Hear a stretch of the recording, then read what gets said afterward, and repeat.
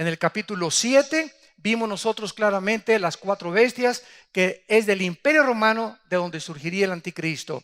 Y cuando vimos la última vez el capítulo 8 de Daniel, descubrimos que es de una de las 4 divisiones que tuvo el imperio griego con Alejandro el Magno y con sus 4 generales, de donde surgirá el anticristo. Y esta división de donde surgirá el anticristo, de acuerdo a la Biblia, es Siria.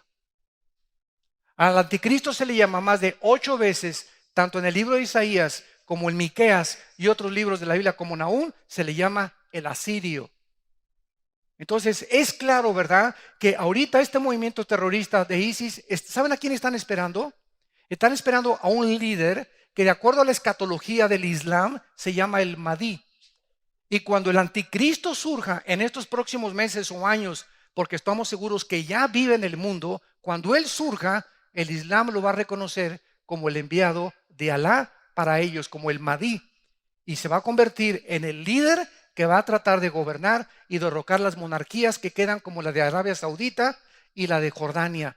Y una vez que hagan esto, todo el Medio Oriente lo convierten para el Islam y comienzan a tratar de gobernar Europa, donde Europa se sentirá forzada a hacer un trato con ellos para garantizar el petróleo ahora al occidente. Y entonces es cuando el anticristo, valiéndose de la necesidad del gas de Rusia y del petróleo del Medio Oriente, hace un pacto con los árabes y con los judíos para garantizarles este tratado y este fluido del petróleo. Todo está delante de nuestros ojos y el escenario está exactamente como la Biblia lo profetizó hace 2600 años por los profetas hebreos. Dice el capítulo 8, versículo 23 en adelante, para terminar rápidamente el capítulo 8 del libro de Daniel: y al fin del reinado de estos, cuando los transgresores lleguen al colmo. Escuchen esto: en la misericordia de Dios, con Sodoma y Gomorra se esperó mucho tiempo antes de destruir Sodoma y Gomorra. En los tiempos del diluvio, Dios esperó más de 120 años para que Él derramara su juicio del diluvio universal. Entonces nunca, jamás Dios juzga ni a un individuo, ni a una familia, ni a una nación, sin antes advertir claramente que el juicio viene. El juicio viene. El juicio viene sobre tu vida, sobre tu familia o sobre una nación. Dios no puede combatir, como dice en Génesis capítulo 6, ni contender contra nuestro espíritu. Somos agentes morales libres, donde Dios nos ha dado la libertad de escoger y nos ha dicho: aquí está la bendición y aquí está la maldición. Escojan ustedes qué camino quieren. Y una vez que tú te decides, Dios no te detiene. Si escoges la maldición, sigue con ese camino, así lo has determinado. Dios no te puede detener porque es tu libre albedrío, pero al final vendrá el juicio y tendremos que recoger las consecuencias. Entonces es clara la forma en la que Dios trata, ¿verdad? Cuando los transgresores llegan al colmo, o sea, cuando el mundo llegue al colmo, a lo cual estamos llegando. ¿Cómo sabemos cuando el mundo ha traspasado ya la línea que Dios nos ha trazado y que nos dice: no cruces para allá? ¿Cómo sabemos cuando realmente ya hemos llegado al colmo de los mandamientos de Dios? Les voy a decir cuándo. Cuando nosotros traspasamos las leyes morales. Cuando el ser humano se convierte en un animal depravado sexualmente. Cuando el ser humano dice: yo no soy hombre, soy mujer. Y cuando las mujeres dicen: yo no soy mujer, quiero ser hombre. Y cuando comenzamos a legalizar ante nuestros ojos las mismas naciones del mundo y a bendecir los gobiernos a los matrimonios gays, es cuando nos damos cuenta que hemos llegado al colmo. ¿Por qué? Porque el fundamento de una sociedad es la familia.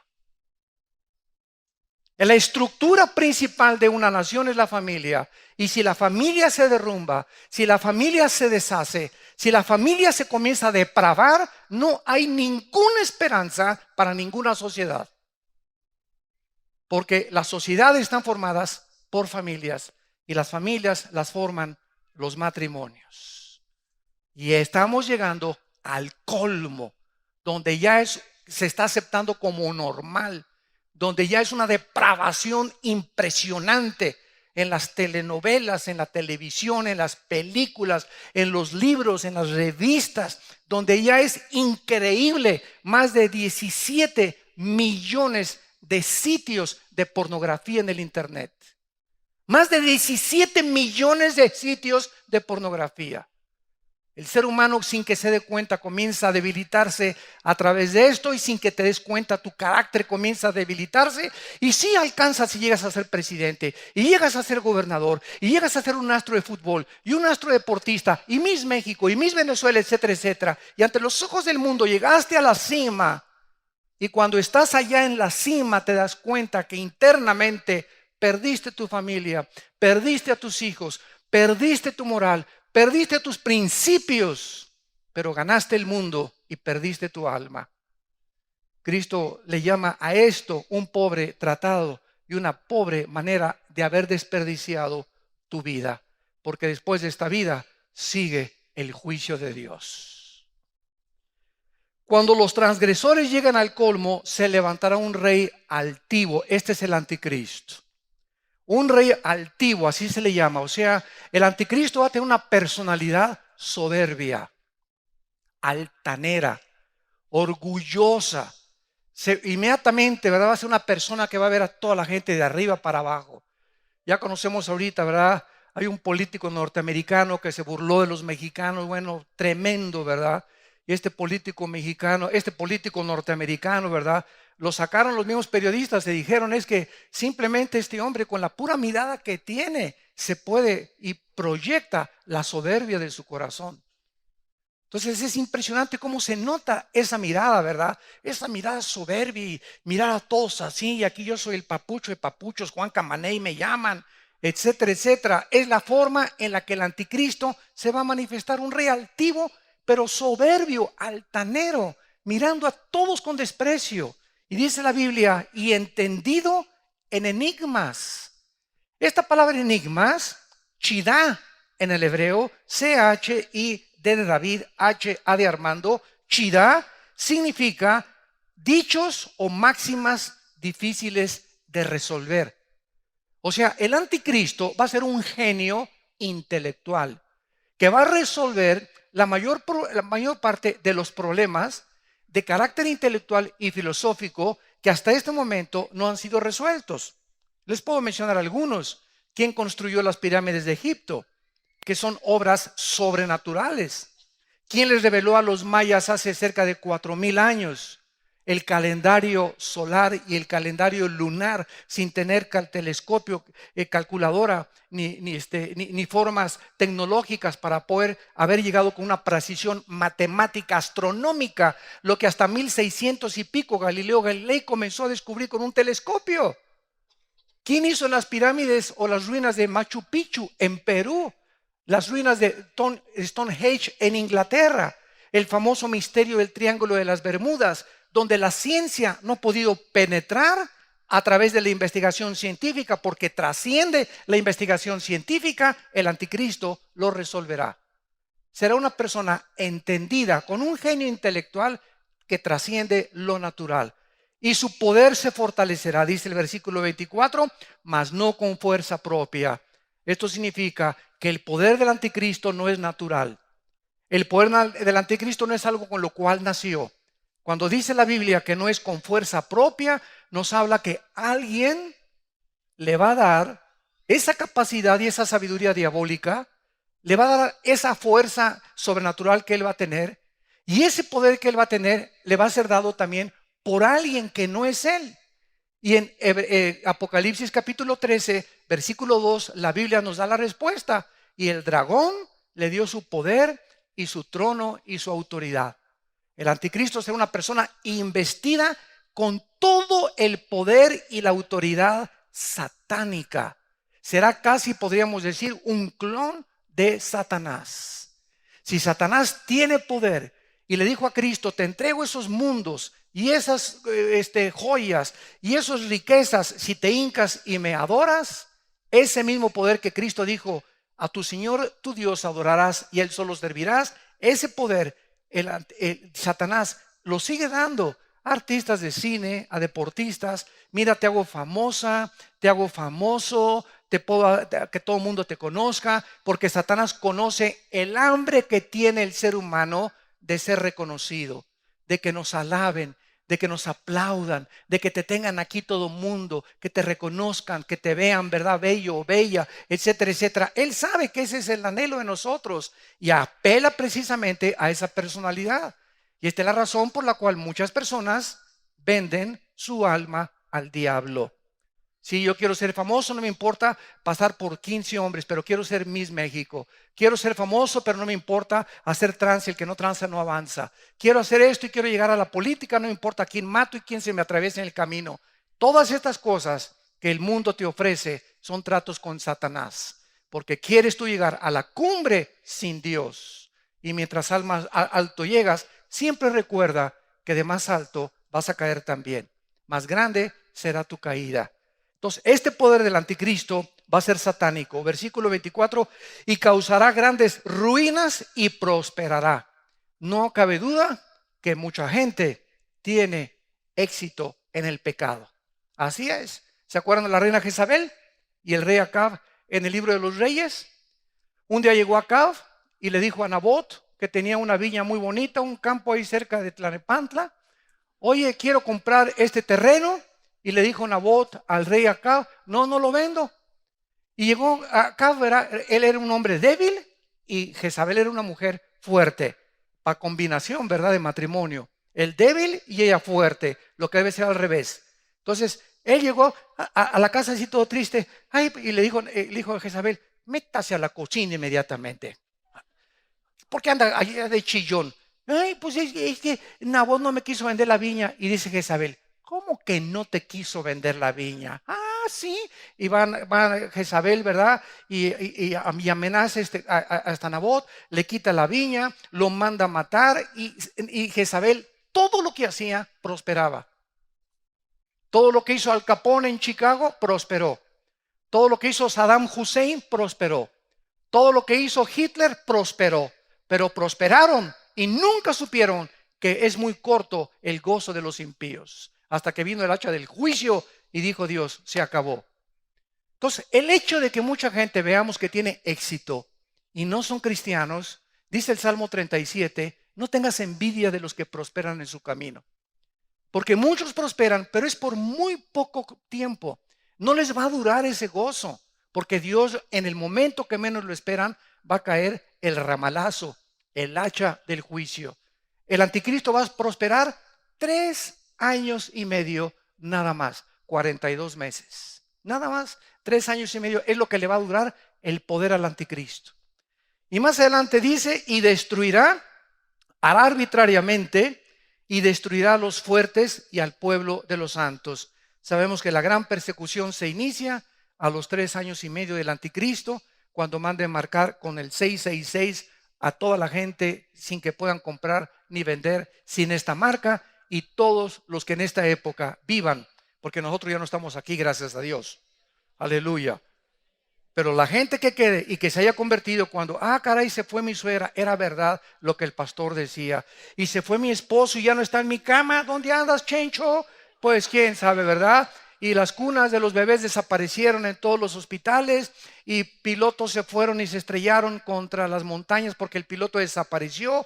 Cantidad de accidentes automovilísticos porque los choferes desaparecieron. Un caos, una conmoción internacional en el mundo. ¿Qué habrá pasado? Etcétera, etcétera. Y desde luego que la solución será: vinieron los extraterrestres. Se los llevaron los ovnis. Esta es la razón por la cual Satanás ha planeado desde 1946 las famosas apariciones de la ovniología, que son absolutamente reales, que no se pueden negar, que hay algo, por eso se llama el fenómeno, sin que expliquen qué cosa es. Solamente que los cristianos sabemos que, aunque es real, sabemos quién está detrás de este fenómeno: los ángeles caídos, que pueden materializar la energía de acuerdo a la Biblia, y preparando las mentes para que cuando el arrebatamiento venga, el mundo pueda tener una explicación científica de por qué desaparecieron millones de personas. y destruirá al pueblo de los santos con su sagacidad. La palabra sagacidad es sequel en el hebreo, con S de Samuel y con K de kilo. Sequel, que significa inteligencia para resolver las crisis. Fíjense ustedes la genialidad intelectual del anticristo. Con su sagacidad hará prosperar, o sea, con una inteligencia sobrenatural va a prosperar el engaño. Y dice Apocalipsis 12 que Satanás engaña al mundo entero. O sea que el anticristo va a usar principalmente el instrumento del engaño para que el mundo pueda creer que él realmente es el Mesías que estaban esperando. En su corazón se engrandecerá, sin aviso destruirá a muchos, se levantará contra el príncipe de los príncipes, pero será quebrantado, aunque no por mano humana. Esto lo explica segunda de Tesalonicenses capítulo 2, que cuando venga Cristo, con el poder de su boca, de su palabra, destruirá al anticristo. Muy bien, dice Daniel para terminar el capítulo 8, la visión de las tardes y mañanas que se ha referido es verdadera. Y tú, le dice el ángel que le dio esta visión, guarda la visión porque es para muchos días. Y yo, Daniel, quedé quebrantado y estuve enfermo algunos días, y cuando convalecí atendí los negocios del rey, pero estaba espantado a causa de la visión. Y escuchen lo que dice al final, y no la entendía. Podemos concluir con esto, es muy importante esto. La revelación de la Biblia es progresiva junto con la iluminación. Revelación e iluminación es progresiva. ¿Qué les quiero decir? La Biblia es un libro revelado, o sea, todo lo que Dios necesitaba y anhelaba que nosotros necesitábamos conocer se encuentra aquí en la Biblia, en los 66 libros que la conforman. Al terminar la Biblia en Apocalipsis 22, 18 y 19, dice así el Espíritu Santo: cualquier persona que a esta revelación le agregue, o cualquier persona que le quite a este libro, las maldiciones del libro vendrán sobre esa persona. Entonces, las revelaciones de la Biblia fueron dadas muchas hace 2600 años, y esos hombres como Daniel, Ezequiel, no entendieron por qué eran para muchos días, eran para después, o sea, se cumplirían antes de que Cristo regresara para los últimos tiempos. Entonces, mientras más nos vamos acercando, hace 2 siglos no la entendían, hace 3 siglos no la entendían, a principios del siglo XX comenzamos a entender muchas de las revelaciones de la Biblia cuando los judíos regresaron hasta 1948. Y antes, aunque se sabía que estaba profetizado que tenían que regresar los judíos, las otras profecías no se podían cumplir hasta que los judíos estuvieran en su tierra. Entonces, en 1948, la llave de las profecías fue metida por el Espíritu Santo y abrió las profecías a los entendidos, o sea, a las personas que les gusta estudiar la Biblia en oración y a través de mucha meditación y reflexión en la palabra de Dios. Y Dios comienza a abrir las profecías, y mientras más nos vamos acercando al tiempo, más va abriendo Dios la iluminación, no la revelación. La revelación ya está completa, es la iluminación sobre lo que ya está revelado. Entonces, cuando alguien dice Dios me reveló, espérame tantito, San Clodomiro.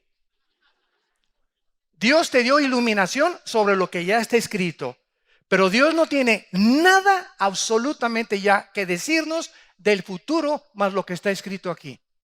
¿Por qué? Porque solo Dios conoce el futuro.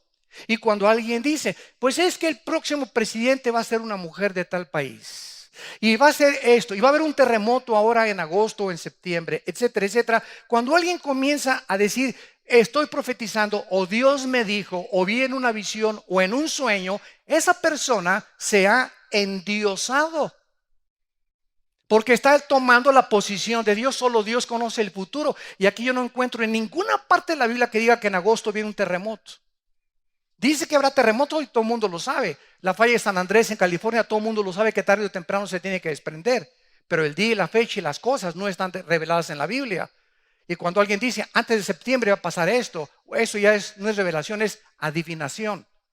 Y esa persona se está volviendo un Dios, porque solo Dios conoce el futuro. Y atreverse a decir, este presidente va a ser así, o esta cosa va a ser así, esa persona está endiosando, porque está tomando la posición de Dios. Y Dios no tiene esa revelación en la palabra de Dios.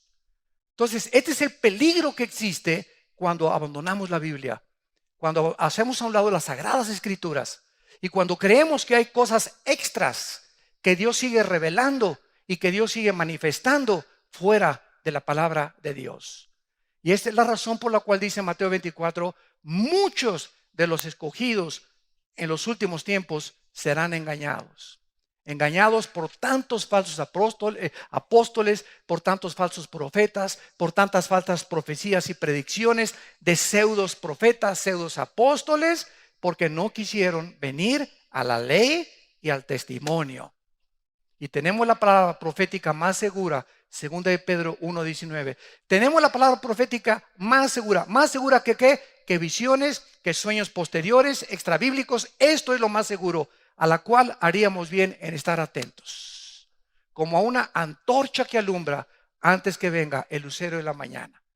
Y mientras no quitemos nuestros ojos de la Biblia, no vamos a perder jamás el camino.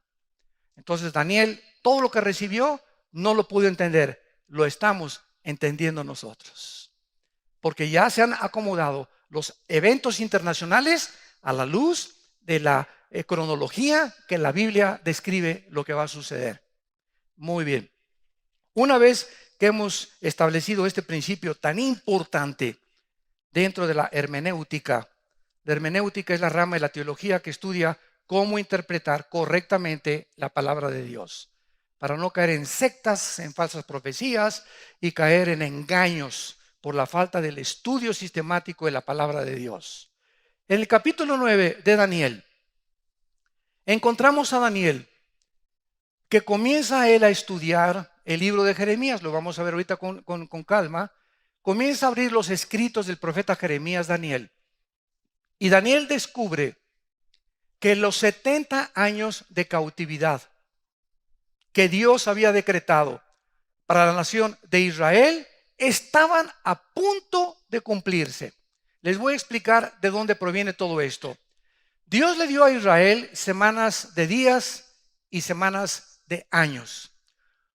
7 años, cada 7 años había lo que se llama en el hebreo un shemita.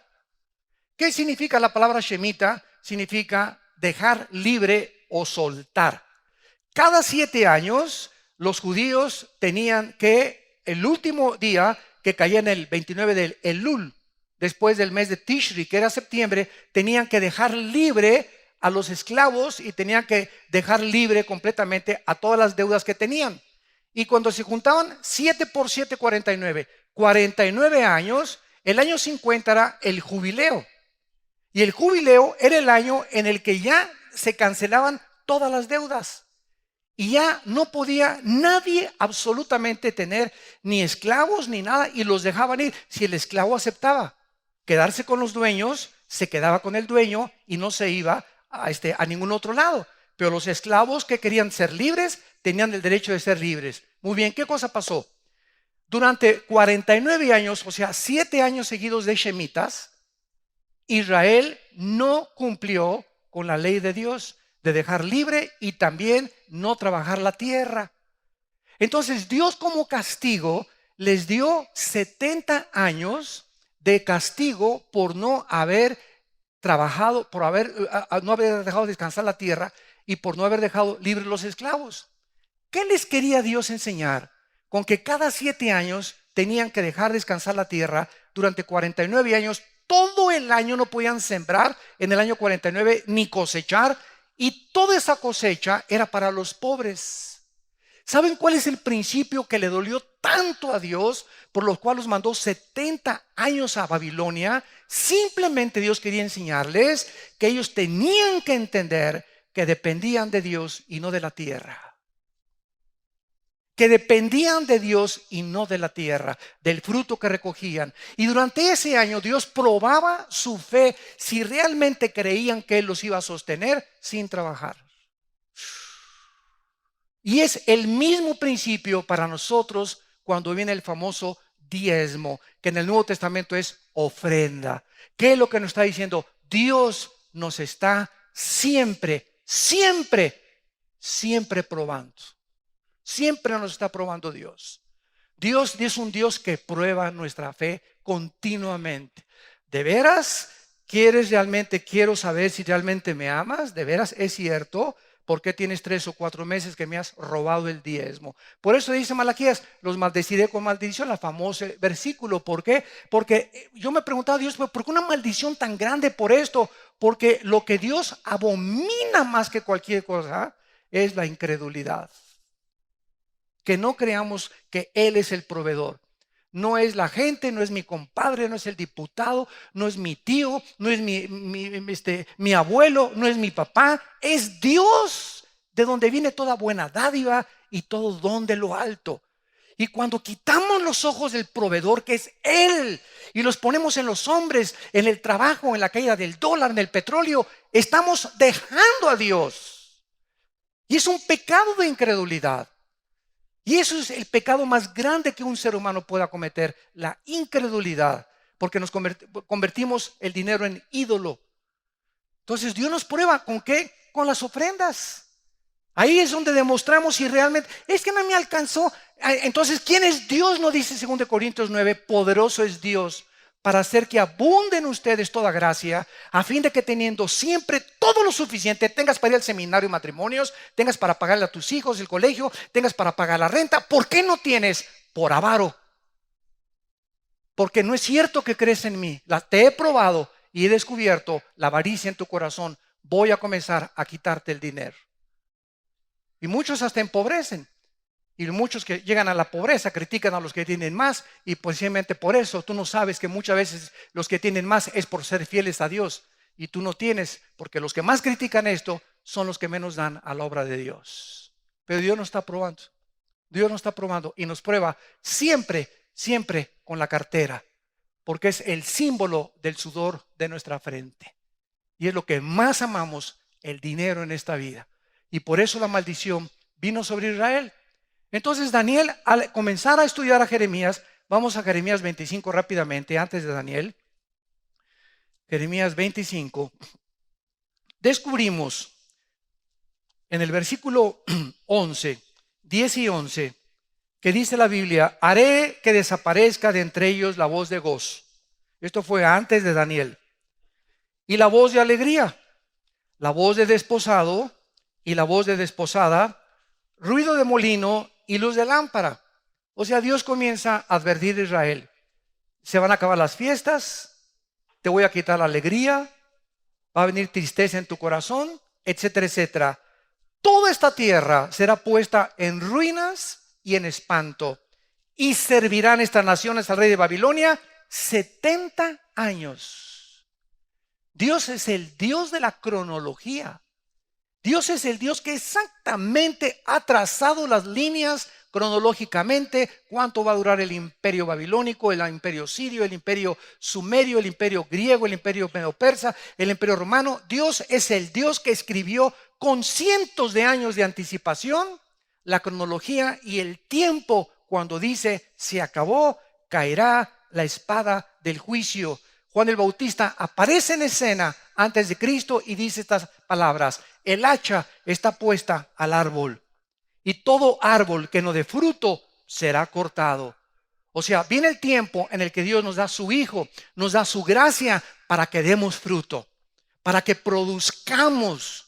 Y cuando no producimos, se nos advierte, hay un hacha en el que Dios dice, como maldijo la higuera de Israel, si tú no das fruto, voy a tener que limitar tus recursos, voy a limitar tus capacidades, voy a limitar tu avance, no prosperarás en todo lo que hagas. ¿Por qué? Porque te he puesto para que des fruto. Y si das fruto, Juan capítulo 15, Jesús dijo, lo que pidas se te dará por mi Padre.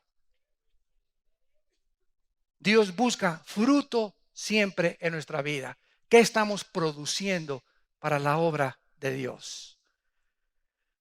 Y dice así el capítulo 9 de Daniel en el año primero de Darío, hijo de Asuero. Aquí encontramos a Daniel bajo el imperio de los medos y de los persas. Ustedes han hablado o han oído hablar actualmente o últimamente de los kurdos, los que viven al norte de Turquía y que están en la frontera entre Siria y Turquía actualmente, que no son ni turcos ni tampoco son, no son sirios, les llaman los kurdos. Bueno, los kurdos descienden de los medos. Los persas es actualmente los iraníes. En 1935 se le cambió el nombre de Persia a Irán. En 1935. Entonces en la Biblia aparece Irán con el nombre de Persia y los kurdos con el nombre de los medos. Muy bien. En el año primero de Darío, hijo de Asuero, de la nación de los medos, que vino a ser rey sobre el reino de los caldeos. Y aquí habla de todo la Mesopotamia, que es Siria e Irak, del tiempo moderno. En el año primero de su reinado, yo, Daniel, miré atentamente en los libros. O sea, tenía varios libros de los profetas del Antiguo Testamento, Daniel. Miré atentamente el número de los años de que habló Jehová al profeta Jeremías, que habían de cumplirse las desolaciones de Jerusalén en 70 años. Cuando Daniel comienza a contar los años y a descubrir que está a punto ya Israel, su pueblo, la causa por el cual se encontraba exiliado primero con los babilonios y ahora con los medos persas, y el anhelo de todo judío era regresar a su tierra, comienza a brillar una esperanza, entra como una luz a Daniel y dice: Dios mío, ya se va a cumplir los 70 años y ahora, Señor, ahora que termine ya tu juicio tan grave que hiciste con nosotros, que desolaste Jerusalén, que en el libro de Lamentaciones se describe las ruinas de Jerusalén y el corazón deshecho de Dios, porque era la ciudad amada donde había puesto su nombre. Ahora venía el tiempo en el que iban a ser libres y podían regresar.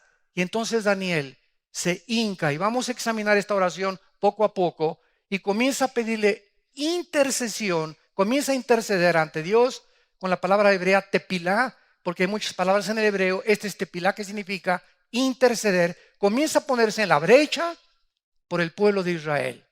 Y a Daniel le interesaban dos cosas. Una: Señor, ahora que tú ya dejes libre a todo el pueblo, y que yo también, porque Daniel también se contaba entre ellos, pueda regresar a Jerusalén, ¿qué va a pasar con tu pueblo Israel? ¿Qué vas a hacer ahora con ellos? ¿Y qué vas a hacer con el templo y la ciudad? Era el objetivo principal de Daniel, descubrir el plan de Dios.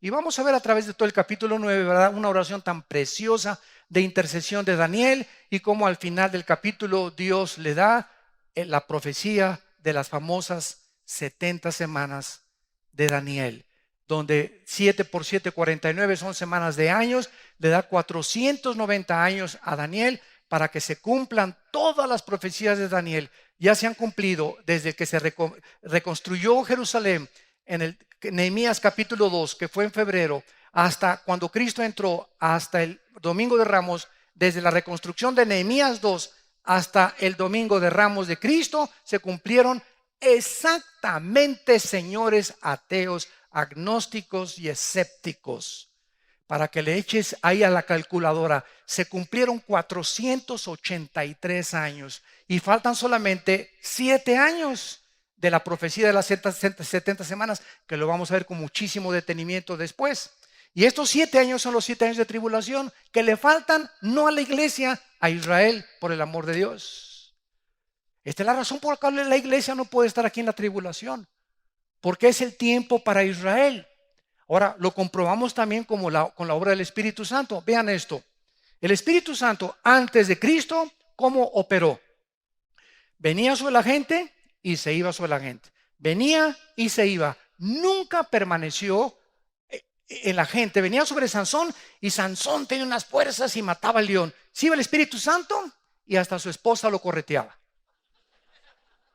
Viene Pentecostés y el Espíritu Santo viene. Ya se acabó la época del antiguo pacto. Viene el nuevo pacto ahora. Después del antiguo pacto, en el nuevo pacto, que es el que vimos nosotros, que es el tiempo de la gracia, que llevamos ya casi 2000 años, el Espíritu Santo viene y se queda como hace su residencia en nuestros cuerpos. Y ahora dice la Biblia en Efesios 1, 13 y 14 que estamos sellados con el Espíritu Santo hasta el tiempo de la resurrección, de la redención. El Espíritu Santo no se vuelve jamás a ir de nuestra vida. Le podemos producir dolor, lo podemos apagar, reducir su fuerza dentro de mí, y puedo regresar yo a tener la tristeza y el desánimo y perder la brújula como no la tenía antes de ser cristiano, porque hay un pecado no confesado, como lo vamos a ver. Pero el Espíritu Santo ahí sigue dentro de mí y dentro de ti, si tienes a Cristo como tu Salvador. Ahora pongan atención, cuando venga el arrebatamiento de la iglesia, aquí la iglesia sale, el Espíritu Santo no puede salir porque Él es omnipresente, pero ahora el Espíritu Santo va a trabajar en los 7 años de tribulación de manera diferente al Antiguo Testamento, a la época de la gracia, y ahora viene la dispensación o la época de la tribulación. ¿Cómo va a trabajar el Espíritu Santo? Cuando la iglesia sea sacada, va a sellar a 144,000 en la frente. ¿Por qué no dice la Biblia que van a ser sellados como fuimos los cristianos sellados? Esto demuestra que van a ser 144,000 judíos sellados diferente a como fuimos sellados nosotros. Nos habla de otra época completamente en la que el Espíritu Santo trata con los seres humanos. Ahí nos damos cuenta por qué la iglesia no puede estar en el tiempo de la gran tribulación. Porque nosotros fuimos sellados internamente. Los 144,000 serán sellados externamente. Y serán judíos mexicanos, hondureños, costarricenses, argentinos, españoles, sin que sepan. Muchos de ustedes que nos escuchan, sin que lo sepan, descendemos de las 10 tribus de Israel. El apellido Pérez es judío. González es judío. Asústame. Cálmate, Malaquías. Bueno, entonces con estos antecedentes podemos ya claramente, ¿verdad?, darnos cuenta que Daniel pues entra aquí a una fase impresionante, y esta es la razón, ¿verdad?, por la cual el mundo anhela conocer el futuro.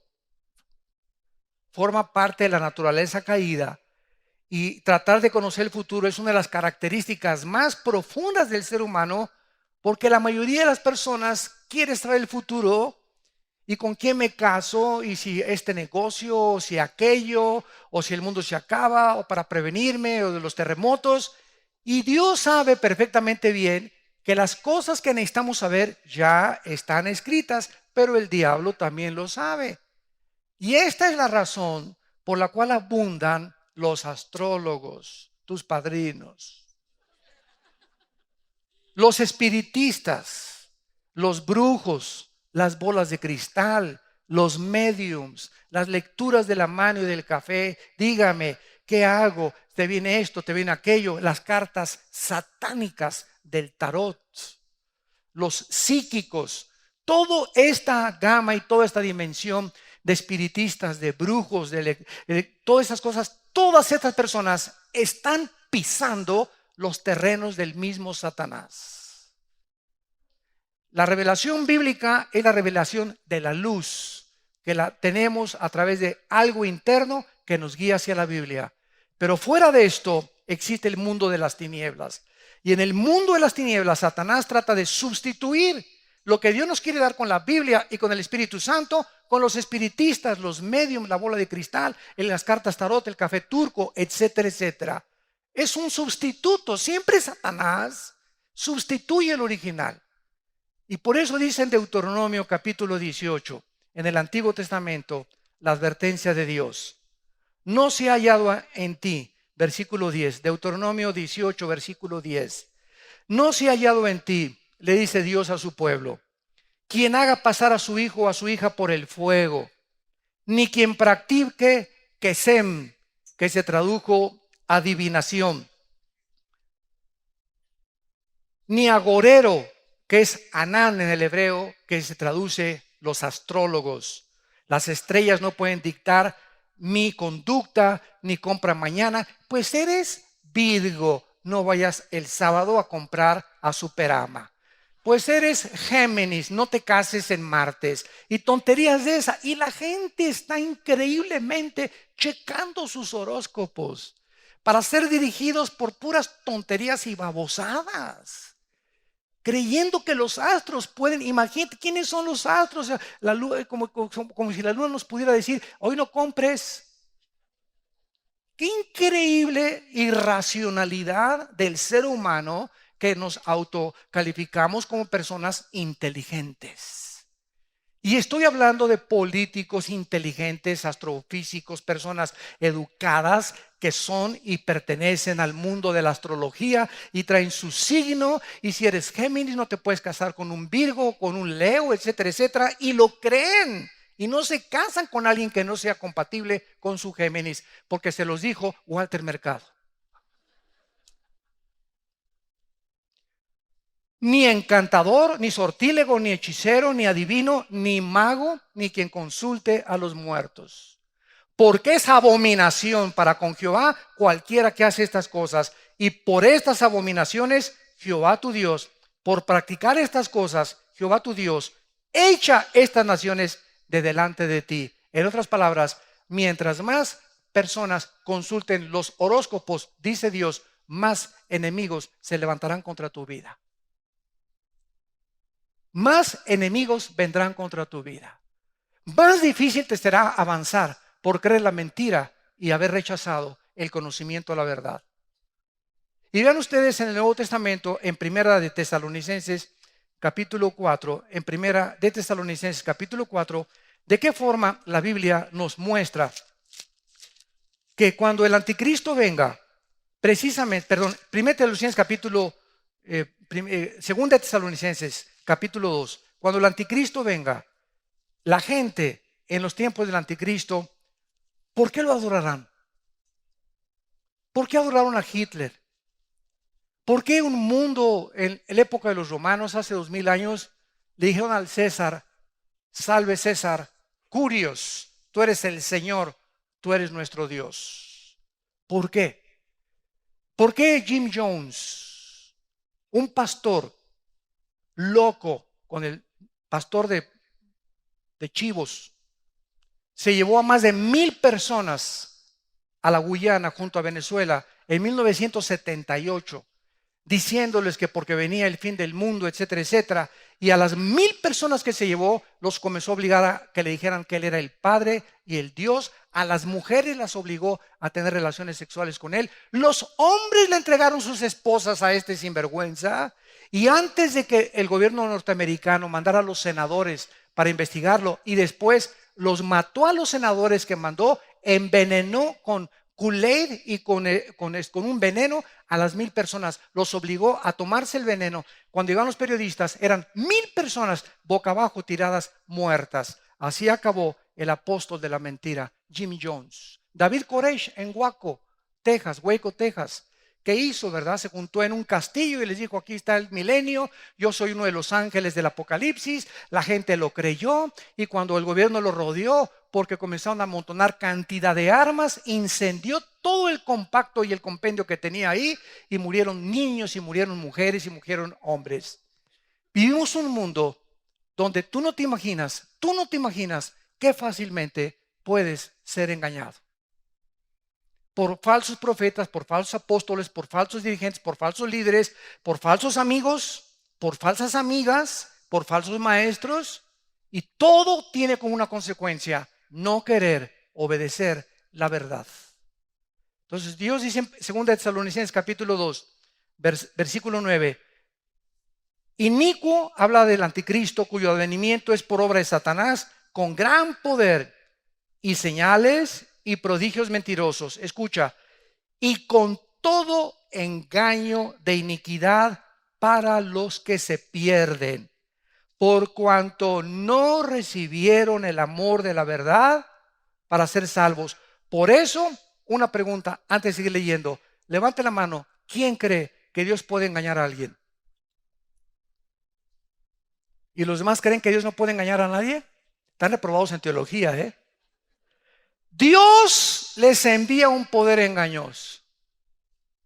Dios puede, después de que tú rechazas la verdad, Dios puede permitir que el diablo te engañe y que te hundas completamente en la mentira. Dios envía, es Él el que lo hace. Pero ¿a quiénes lo hace? Aquí lo dice, para que sean condenados todos los que no creyeron a la verdad, sino que se complacieron en la adiquia, que se tradujo en la injusticia. Todos aquellos que no quisieron amar a Dios con todo su corazón, ni a su prójimo como a sí mismo. Todos aquellos que violaron los derechos humanos, todos aquellos que trataron a la gente como objetos, todos aquellos que no se compadecieron ni tuvieron misericordia de las personas, todos aquellos que usaron a las gentes como o instrumentos para sus intereses, todas las personas que no pudieron ver a los seres humanos como creados a la imagen y semejanza de Dios, que fueron racistas y que despreciaron con soberbia a los de humilde condición, porque tenían ojos claros o porque tenían ojos azules o porque eran más altos o porque eran blancos y los otros negros, etcétera, etcétera. Todas estas cosas que Dios abomina tienen un origen: haber creído la mentira, que tú eres superior a los demás. Y esa fue la mentira y el veneno que alimentó Alejandro el Magno, Adolfo Hitler, José Stalin, Lao Tse y todo José Stalin, todos los grandes dictadores y todos los césares romanos y todos en la historia pasada han creído esta mentira: que podemos controlar el mundo, ser superiores a los demás, crear una nueva raza, porque tú eres el único que vale la pena para vivir. Y finalmente regresamos a Daniel, y antes de entrar a la oración, que ya no nos da tiempo de analizarla, dice la Biblia: volví mi rostro al Señor, versículo 3, capítulo 9 de Daniel, buscándole en oración y ruego, en ayuno, cenicia y cilicio. Quiero que ustedes vean, en primer lugar, lo primero que necesitamos al acercarnos a Dios. Volví mi rostro a Dios, al Señor, buscándole en oración y ruego, en ayuno, cilicio y ceniza. Lo primero que Daniel hace, lo primero que tenemos que hacer antes de pedirle nada a Dios, es confesar nuestros pecados. Proverbios 28:13, Salmo 66. El que encubre sus pecados no prosperará. El que los confiese y se aparta alcanza misericordia. Tú no puedes creer que te puedes burlar de Dios. Lo que tú haces en oculto, cuando nadie te ve, ¿sabes por qué lo haces? Porque no tienes temor de Dios. Porque si tuvieras temor de Dios, no harías lo que haces cuando nadie te ve. Porque sabes que hay alguien que no nos quita los ojos. Dice la Biblia que las 24 horas sus párpados ven y examinan a los hijos de los hombres. Entonces ahí probamos cuando tenemos temor de Dios. Cuando nadie nos ve, ¿qué hacemos? Ahí es donde demuestras verdaderamente que el temor de Dios está en tu corazón. Como hizo José. Dice la Biblia en Génesis 37, que viene la leona de Tlanepantla, la esposa de Potifar: Pepino, chiquililili, ven para acá, Pepinito. José, venga para acá, aquí chencheche, le voy a contar un cuento de Blancanieves. Y ahí estuvo la señora esta, ¿verdad? Una señora insatisfecha sexualmente, tratando de comerse al jovencito, que es la moda actualmente también en el mundo. Las señoronas andan buscando chamaquitos que sean sus hijos, y esos hijos quieren buscar una mamá. Son relaciones tóxicas, se llaman espiritualmente, relaciones tóxicas que no pueden ser, no son sanas ni espiritual ni psíquicamente. Estás destruyendo tu salud psíquica y espiritual con esos pensamientos. Ya se volvió a poner de moda otra vez. Entonces, José, ¿qué hizo? Véngase para acá, nadie nos ve. Y José le contesta a ella, ¿verdad? Estás casada, tienes un esposo, y sabes una cosa, hay un Dios que ve. Y se echó a correr José. Entonces José, con la mano